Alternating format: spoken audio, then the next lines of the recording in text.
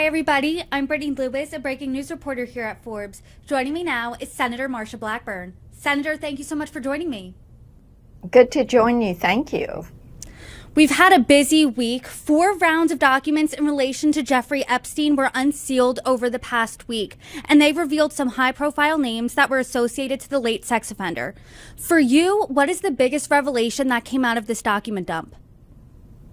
For me, the focus is keeping that attention on criminal activity. This is not about celebrity. This is about what has happened with these victims and survivors. And one of the focuses that I've worked on as the top Republican on the Human Rights Subcommittee is fighting against human trafficking and sex trafficking.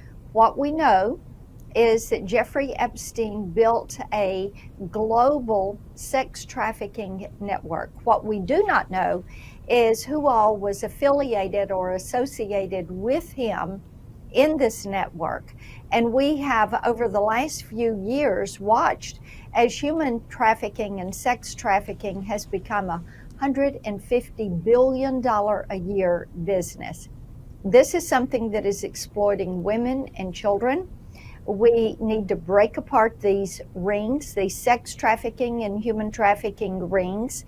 We need to find out who was affiliated with Jeffrey Epstein, and being able to subpoena his flight logs, Ghislaine Maxwell's black book, the video footage from his homes that the FBI is in possession of, and view the documents with details and information from some of the survivors where the FBI has conducted interviews.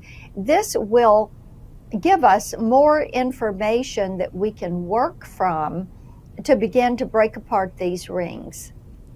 You've been really vocal in calling for both what is described as Ghislaine Maxwell's little black book, as well as the flight logs to be subpoenaed, to be unredacted. You wrote a letter to Senator Dick Durbin last week requesting that these be subpoenaed. Has he responded? I have not heard from Senator Durbin. Of course, he's the chairman of the Senate Judiciary Committee, and he has previously twice blocked my call for a subpoena and a vote at committee on this. We have heard that he said he's willing to work with me on a bipartisan basis, but we would like for him to step forward and support the subpoena request to the Epstein estate. I just want to get to the bottom of this for my viewers. What or who stands in the way of getting these flight logs released? Are you saying it's Senator Dick Durbin? We know that it will take a subpoena, so getting a vote on that and having the committee back asking for these, issuing the subpoena to the state, to Jeffrey Epstein's estate, that's going to be an important step. That's one that we need to do. Also to the FBI, making certain that we can get these other documents. This is information that the FBI has not been forthcoming on. I was very disappointed in Mr. Wray's response to me when he was before us at the committee hearing. And as the head of the FBI leading that organization, for him to say, well, he hadn't really looked at the Jeffrey Epstein case in quite a while, that was disappointing. So we need their attention on this. This human trafficking and sex trafficking that's taking place, this is modern day slavery. So their support, the committee support, is going to be important to get these documents, to have that transparency, and begin to hold these traffickers accountable, and for the wrongdoing that they have done, to see their prosecution take place. I do want to talk about Christopher Wray in just a moment, the FBI director. But before that, are there any other Democrats on the Judiciary Committee that you could team up with to get these flight logs released? We are talking with several of the committee members. We would love to have their support. And now I want to talk about FBI Director Christopher Wray. In his Senate Judiciary Committee hearing last month that you mentioned, you noted that Epstein victims alleged that the FBI did not do enough to help them.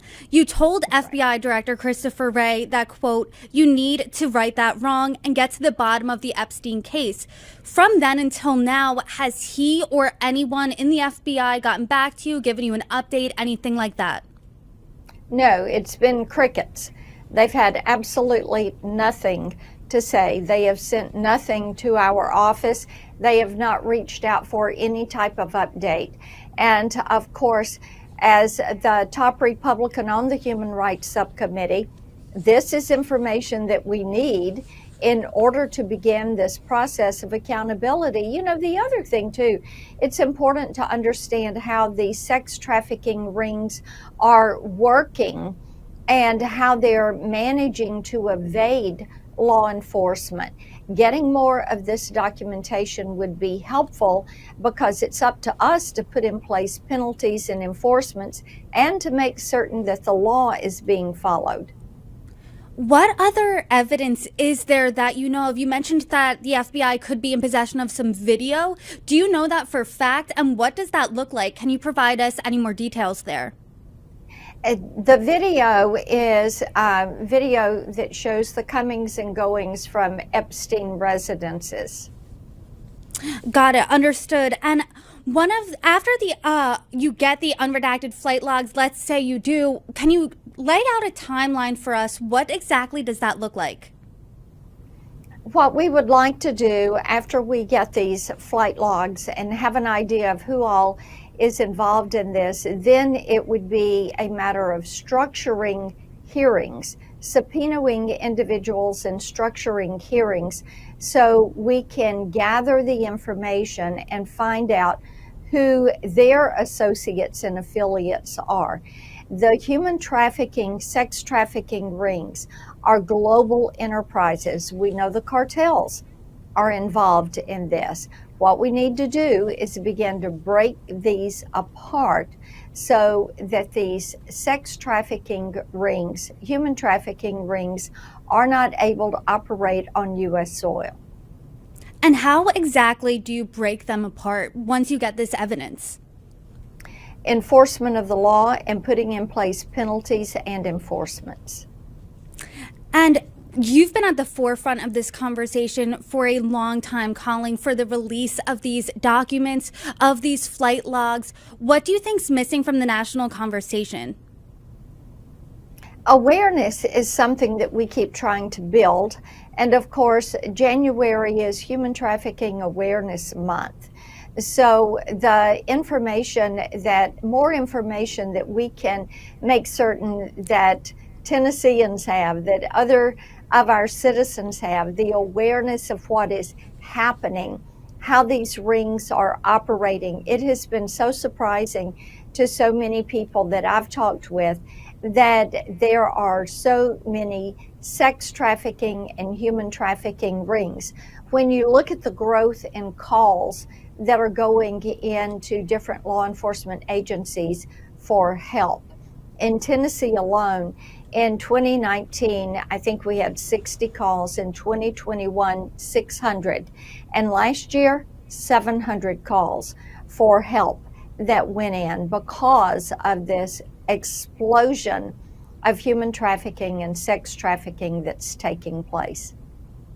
That's a huge amount of, a huge addition of calls. What do you think the cause is for this to be growing exponentially like that?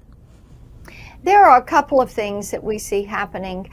First of all, we know that many teenagers are meeting pedophiles in the virtual space, and the grooming will start in the virtual space.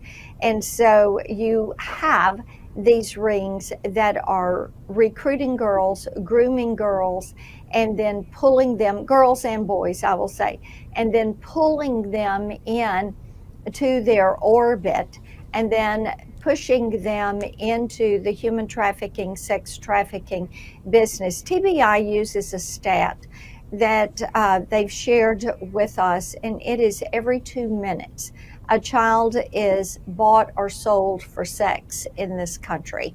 That is an astounding statistic.